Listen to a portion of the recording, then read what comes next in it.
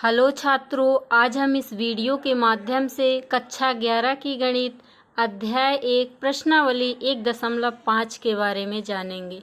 तो सबसे पहले कुछ महत्वपूर्ण तथ्य को सीख लेते हैं, जैसे समुच्चय का पूरक कैसे निकालते हैं। तो इसको कैसे निकालते हैं। सार्वत्रिक समुच्चय में एक समुच्चय आप घटा दो तो आपका पूरक समुच्चय निकल जाएगा। सार्वत्रिक समुच्चय क्या होता है, यू मतलब जितने भी एलिमेंट हैं वो कुल इसमें रहता है, पूरा एलिमेंट यू में रहेगा। और ए में क्या रहेगा, 2 4 6 8 10 है ना। ए हमारा ये समुच्चय हो गया, बी यू हमारा ये हो गया। तो पूरक कैसे निकालेंगे, यू माइनस ए। तो यू में ए को घटा देते हैं, जैसे आपको पिछली वीडियो में हम बता चुके हैं प्रश्नावली 1.4 में कि समुच्चयों का अंतर कैसे निकालते हैं। उसमें क्या रहता था कि जैसे ए माइनस बी करना है तो हम सबसे पहले प्राथमिकता किसको देते थे, ए को देते थे। यदि बी माइनस ए है तो बी को देते थे। लेकिन पूरक निकालने के लिए पहली प्राथमिकता यू को ही देंगे। ए के जितने भी अवयव हैं उसको यू से हटा देंगे और जो भी बचा होगा वही हमारा क्या कहलाएगा, पूरक कहलाएगा। तो ए पूरक क्या कहलाएगा, 2 4 6 8 10 है तो आपको हट जाएगा, 2 4 6 8 10 हट जाएंगे। जो भी बचा है यू में वही हमारा क्या कहलाएगा, पूरक। तो क्या क्या बचा है, 1 3 5 7 9। तो ए पूरक आप तो समझ गए कैसे निकालना है, यू माइनस ए। समुच्चय ए के पूरक को ए पूरक से प्रदर्शित करते हैं, आपको ऐसे प्रदर्शित करना है पूरक को। अब हम डी मॉर्गन नियम सीखते हैं। डी मॉर्गन नियम क्या कह रहा है, डी मॉर्गन नियम यह कह रहा है कि दो समुच्चयों के सम्मिलन का पूरक, सम्मिलन मतलब यूनियन, यदि दो समुच्चय के पूरक का आप यूनियन निकालते हैं तो आपको क्या प्राप्त होगा, उनके पूरक समुच्चयों का सर्वनिष्ठ होता है। अलग अलग पूरक समुच्चय होंगे और उसका आप क्या निकाल लोगे, सर्वनिष्ठ हो जाएगा। यदि यूनियन है तो इंटरसेक्शन हो जाएगा, यदि इंटरसेक्शन है तो यूनियन हो जाएगा। तो आपकी दूसरी परिभाषा क्या कह रही है, दोनों समुच्चयों के सर्वनिष्ठ का पूरक, यदि आप सर्वनिष्ठ का पूरक लेंगे तो उनके पूरक समुच्चयों का सम्मिलन होता है। अब पूरकों के कुछ गुणधर्म सीखते हैं, जैसे पहला क्या है, ए यूनियन ए का पूरक। तो ये क्या कहलाएगा, यू कहलाएगा, मतलब सार्वत्रिक समुच्चय कहलाएगा।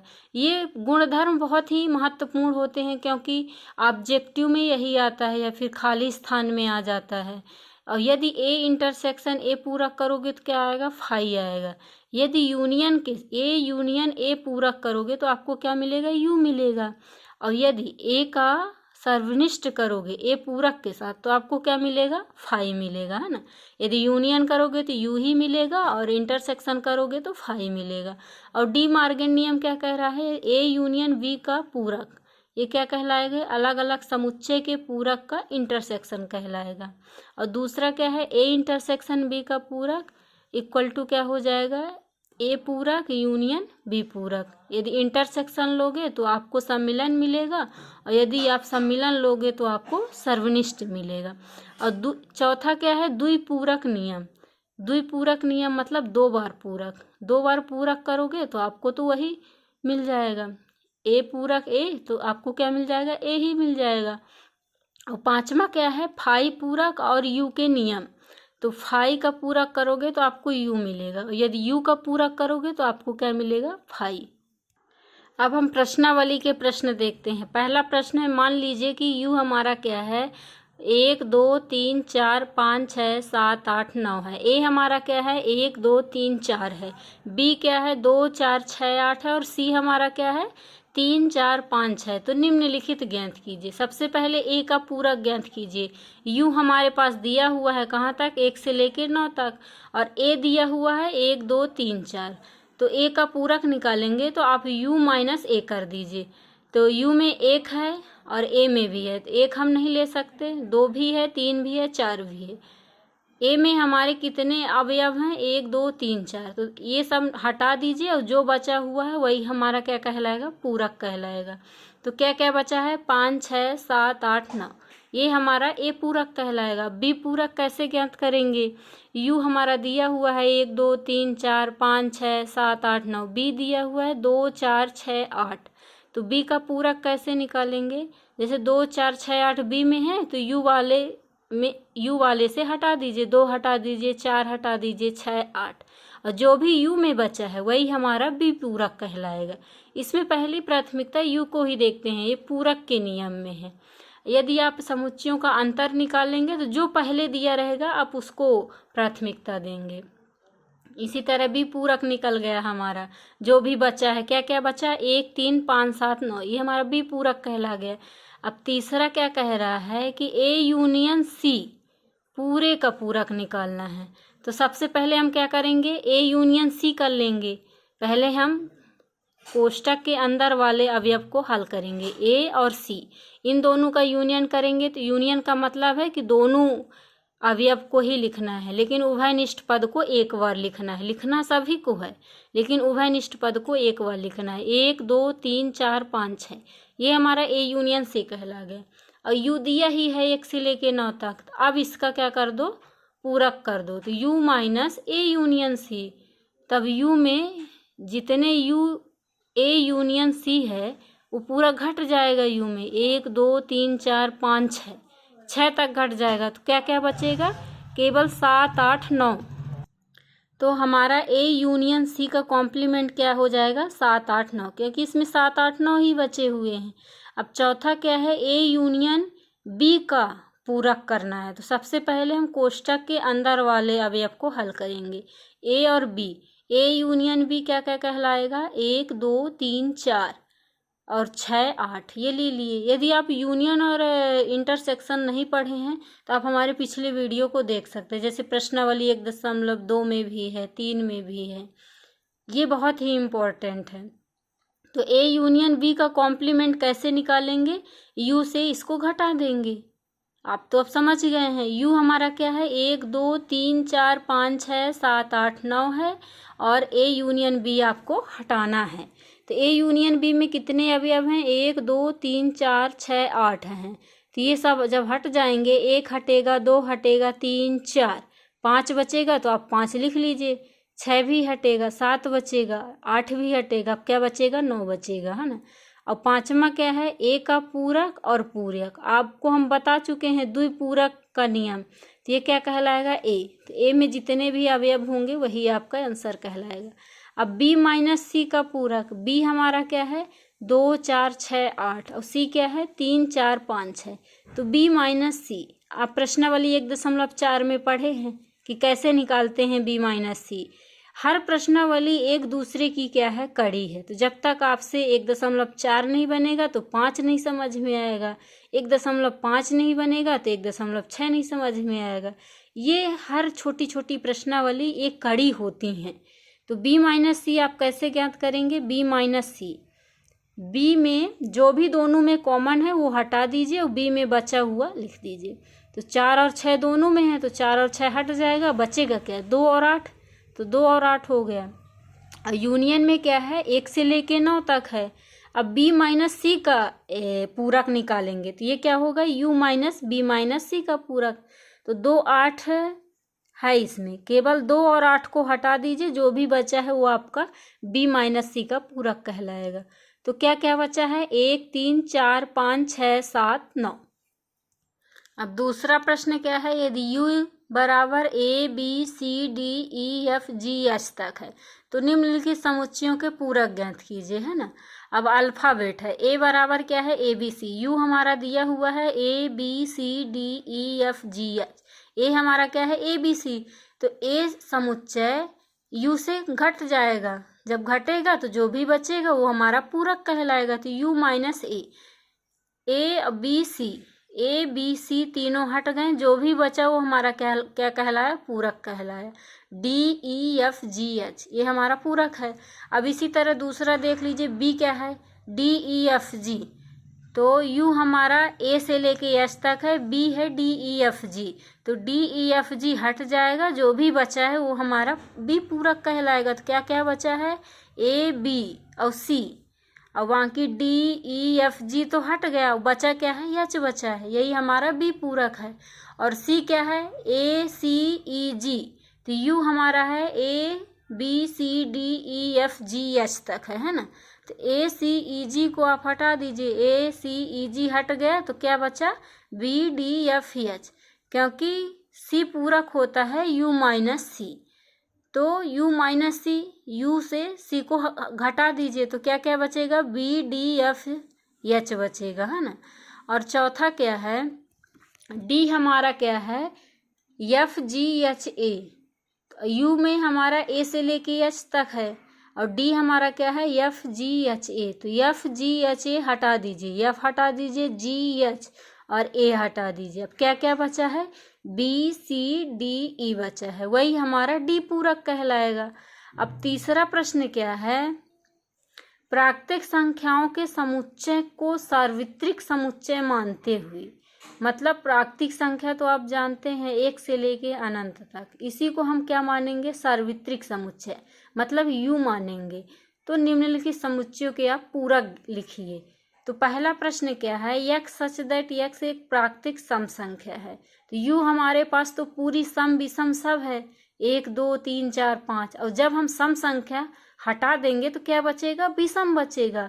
तो आप कैसे लिखेंगे कॉपी में, यक्स सच दैट यक्स एक प्राकृत विषम संख्या है। और दूसरा है यक्स सच दैट यक्स एक प्राकृत विषम संख्या है। अब यू हमारे पास तो 1 2 3 4 सम और विषम दोनों है, तो जब विषम हट जाएगा तो क्या बचेगा, सम संख्या बचेगा। तो लिखेंगे कि यक्स सच दैट यक्स एक प्राकृत सम संख्या है। और तीसरा क्या है, यक्स सच दैट यक्स संख्या 3 का एक धन गुणज है। तो 3 6 9 12 15, तो आप प्राकृतिक संख्या में 1 2 3 में ये तो कहीं ना कहीं आएगा, तो आप यही 3 6 9 12 15 को आप हटा देंगे तो आपको क्या बचेगा, यक्स सच दैट यक्स संख्या 3 का एक धन गुणज नहीं है, मतलब धन गुणज आपका नहीं है, ये बस नहीं मिलेगा, बाकी तो सब मिलेंगे। तो आपको कॉपी में ऐसे ही लिखना है, यक्स सच दैट यक्स संख्या 3 का एक धन गुणज नहीं है। जो कह रहा है उसका आप उल्टा बता दीजिए। यक्स सच दैट यक्स एक अभाज्य संख्या है, चौथा कह रहा है। तो जब अभाज्य संख्या प्राकृतिक संख्या से घट जाएगा तो भाज्य संख्या तो बचेगी। तो यक्स सच दैट यक्स एक भाज्य संख्या है, या फिर यक्स बराबर 1।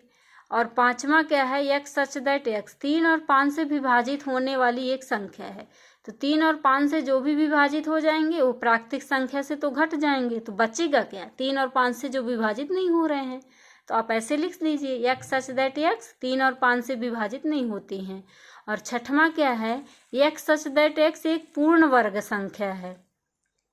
तो एक पूर्ण वर्ग संख्या को आप घटा दीजिए प्राकृतिक संख्या से, प्राकृतिक संख्या में कहीं ना कहीं तो आएगा पूर्ण वर्ग, जैसे 2 हो गया, 4 हो गया, 6 हो गया। तो आप जब हटा देंगे तो आपके पास बचेगा क्या, एक पूर्ण वर्ग संख्या नहीं है और बाकी तो सब रहेंगे। और आपका अगला क्या है, यक्स सच दैट यक्स एक पूर्ण घन संख्या है। घन मतलब क्यूब, जैसे 2 का क्यूब 8 होता है, तो 8 तो कहीं ना कहीं होगा। तो इन सब घन को हटाएंगे तो बचेगा क्या, जो घन संख्या नहीं है वही तो बचेगा। तो आप बना सकते हैं यक्स सच दैट यक्स एक पूर्ण घन संख्या नहीं है। अब 7वां हो गया। 8वां क्या कह रहा है, x such that x plus 5 equal to 8। तो यक्स प्लस 5 इक्वल टू 8, तो यक्स इक्वल टू 3 हो जाएगा। तो यक्स इक्वल टू 3 का मतलब है कि जो हमारा प्राकृतिक संख्या यू जो है 1 से लेके अनंत तक है, तो आप 3 बस को हटा दीजिए, क्योंकि 3 तो हटाना है आपको। तो क्या क्या बचेगा, 1 2 4 5 6 7, ऐसे आप अनंत तक। और ऐसे भी लिख सकते हैं, x such that x belong N और यक्स इक्वल टू 3, मतलब यक्स इक्वल टू 3 नहीं होगा, बाकी सब नेचुरल नंबर पे बिलोंग करेगा। और 9वां क्या है, x equal to 2x plus 5 equal to 9। तो आप इसको हल कर लीजिए। तो x equal to 2x equal to 9 minus 5 तो 4 हो जाएगा, यक्स इक्वल टू 2। तो x such that x belong N और यक्स इक्वल टू 2, मतलब 2 जो है नेचुरल नंबर पे नहीं हट जाएगा, यूप से हट जाएगा। तो हमारे पास क्या बचेगा, 1 3 5, ऐसे आप अनंत तक लिख सकते हैं। तो यक्स बिलोंग एन और यक्स इक्वल टू 2। और 10वां क्या है, x such that x, x क्या है, ये किसका चिन्ह है, ये बड़े का चिन्ह है, जिधर मुंह खुला रहता है वो बड़ा होता है। आप बड़े छोटे का चिन्ह ऐसे भी बना सकते हैं, जैसे बड़ा ये है तो इसका मुंह किधर है, इधर, ये हमेशा सिंबल बड़े का होगा।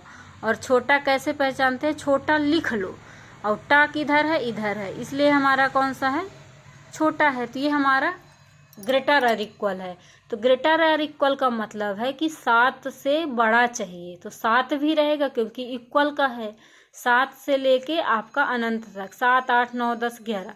तो पूरक क्या होगा हमारा? u क्या है? प्राकृतिक संख्या है। प्राकृतिक संख्या तो आपको पता है 1, 2, 3, 4, 5, 6, 7, 8 ऐसे अनंत तक होते हैं।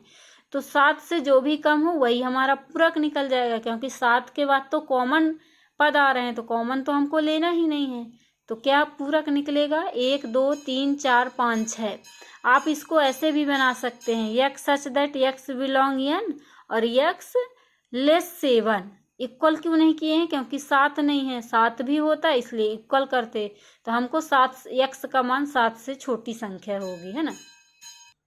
तो 11 नंबर क्या है? x such that x belong n और 2x + 1, ये क्या किसका चिन्ह हो जाएगा? ग्रेटर का 10। तो 2x + 1 ग्रेटर 10 है ना। 2x ये 10 से 1 चला जाएगा तो 9 बचेगा। x का मान क्या है? 9, 2। तो x का मान है 4.5, मतलब 4.5 से हमको बड़ी संख्या चाहिए, है ना। तो ये 4.5 से बड़ी संख्या क्या है? 5, 6, 7, 8, 9। तो x हमारा ये हो गया। तो अब पूरक कैसे निकालेंगे? यूँ तो हमारे पास पूरी प्राकृतिक संख्या है 1 से लेके अनंत तक। तो 5, 6, 7, 8, 9 यहाँ से कॉमन मिल जाएगा। तो 5 से छोटी संख्या हमारी क्या कहलाएगी? पूरक कहलाएगी।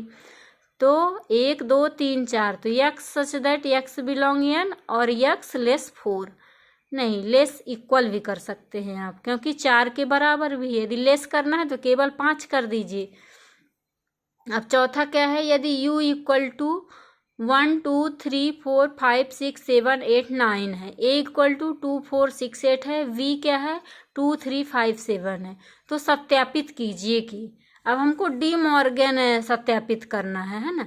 हमारे पास इतने अवयव दिए हुए हैं। तो डी मॉर्गन का पहला नियम है ए यूनियन बी का यदि पूरक करेंगे तो ए पूरक और इंटरसेक्शन भी पूरक। तो ए हमारा सबसे पहले हम क्या लेंगे? LHS ले लेते हैं, LHS लेके चलते हैं। तो ए हमारा क्या है? 2, 4, 6, 8 है। बी क्या है? 2, 3, 5, 7 है। तो ए यूनियन बी कर लें। तो ए यूनियन बी में क्या आएगा? 2 तो दोनों में है तो एक बार लेंगे। 2, 3, 4, 5, 6, 7, 8। यू हमारा क्या है? 1 से लेके 9 तक, है ना। तो ए यूनियन बी का यदि पूरक निकालेंगे तो यू से हट जाएगा। अब ए यूनियन बी में क्या क्या है? 2, 3, 4, 5, 6, 7, 8। तो 2 है, 1 नहीं है, 1 ले लीजिए। बाकी तो बीच के सारे अवयव मिल रहे हैं, 2, 3, 4, 5, 6, 7, 8। अब क्या नहीं मिल रहा है? 9। 1 और 9 नहीं मिल रहा है। तो ए यूनियन बी का पूरक क्या निकल के आएगा? 1 और 9। तो ये LHS हो गया। अब हम RHS भी लेके चलते हैं। ए पूरक, इंटरसेक्शन भी पूरक। तो ए हमारा क्या है? 2, 4, 6, 8 है। बी क्या है? 2, 3, 5, 7 है। और यू हमारा क्या है? 1, 2, 3, 4 और 5, 6, 7, 8, 9 है ना। तो ए पूरक कैसे निकालेंगे? यू से आप ए को घटा दीजिए, 2, 4, 6, 8 घटा दीजिए, जो बचा हमारा ए पूरक कहलाया। तो क्या बचा? 1, 3, 5, 7, 9। इसी तरह बी पूरक, बी में जितने एलिमेंट हैं उसको यू से हटा दीजिए। तो 2, 3, 5, 7 जब हट गया तो 1, 4, 6, 8, 9 बचा। अब ए पूरक, इंटरसेक्शन बी पूरक। अब इंटरसेक्शन का मतलब है कि दोनों में कॉमन एलिमेंट क्या क्या है। तो 1 तो दोनों में है, 3 नहीं है, 4 नहीं है, ना 5 है, ना 6 है, ना 7 है, ना 8 है, और क्या है? 9 है। 1 और 9 है। तो हमारा LHS और RHS क्या हो गया? बराबर हो गया, 1, 9, 1, 9। तो बायां पक्ष इक्वल टू दायां पक्ष। अब दूसरा क्या है? ए इंटरसेक्शन बी का पूरक, ए पूरक यूनियन बी पूरक। तो बायां पक्ष लेके चलेंगे, मतलब RHS लेके चलेंगे। यू हमारे पास क्या है? 1, 2, 3, 4, 5, 6, 7, 8, 9 है। ए हमारे पास क्या है? 2, 4, 6, 8 है। बी क्या है? 2, 3, 5, 7 है। तो सबसे पहले हम ये लेते हैं ए इंटरसेक्शन बी। तो ए इंटरसेक्शन बी दोनों में कॉमन क्या है? ए और बी में दोनों में कॉमन क्या है? केवल 2 है ना। तो ए इंटरसेक्शन बी का जब पूरक करेंगे तो U minus A intersection B, तो केवल 2 हट जाएगा यू से और बचा हुआ तो हमको कॉमन क्या मिला, इंटरसेक्शन में 2 मिला, तो 2 को आप हटा दीजिए यू से, और जो भी बचा है वो हमारा ए इंटरसेक्शन बी का पूरक कहलाएगा। तो क्या क्या बचा है, 1 3 4 5 6 7 8 9, ये हमारा बायां पक्ष हो गया। अब दायां पक्ष लेके चलते हैं, ए पूरक यूनियन बी पूरक। तो ए हमारा क्या है, 2 4 6 8 है, बी क्या है 2 3 5 7 है, यू हमारे पास क्या है 1 2 3 4 5 6 7 8 9 है ना। तो ए सबसे पहले ए का पूरक निकाल लीजिए। ए का जब पूरक निकालेंगे तो क्या क्या मिलेगा, 2 4 6 8 है ए में, तो यू वाले से हटा दीजिए, 2 4 6 8 क्या बचा 1 3 5 7 9। और बी पूरक निकालेंगे तो बी में जो भी अवयव हैं 2 3 5 7 हैं, तो यू से हाफ हटा दीजिए, 2 3 5 7 हटा दीजिए, क्या बचेगा 1 4 6 8 9 बचेगा। अब ए का पूरक और यूनियन बी का पूरक, यूनियन का मतलब ही है कि दोनों में ही लेना है, लेकिन उभयनिष्ठ पद को एक बार लेना है, लेना सभी को है लेकिन उभयनिष्ठ पद को एक बार लेना है। तो 1 3 4 5 6 7 8 9, तो बायां पक्ष और दायां पक्ष क्या है, दोनों बराबर है। अब पांचवा क्या है कि निम्नलिखित में से प्रत्येक के लिए उपयुक्त बेन आरेख खींचिए। अब हम आपको बेन आरेख बताते हैं। ए यूनियन बी का पूरक वेन डायग्राम में प्रदर्शित करना है। तो सबसे पहले ए यूनियन बी बना लीजिए। ए हमारा ए है, बी हमारा ए है।